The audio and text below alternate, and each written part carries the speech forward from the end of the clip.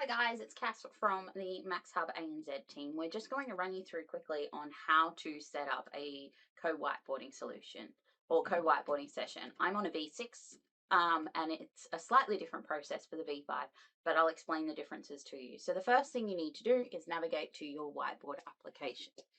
Once your whiteboard application opens, on a V6 you've got the collaboration button. On the V5 it will be inside your toolbox and it'll be called the co-whiteboard. Once you've opened that, this next process is the same. You've got the ability to create a session or join a session. So whoever's the host would create and whoever is a participant would join. When we create a session, it'll just take it a little minute and it accesses the cloud server. You're then in a co-whiteboarding session. As I draw, it will show up in the preview. When your participants are looking to join, you would give them this code 2612847. It will change from session to session what that code is.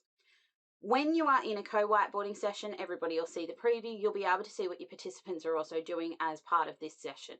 It accesses the inbuilt microphone, so you're able to collaborate verbally with your team members. Then you've got the option to leave or end.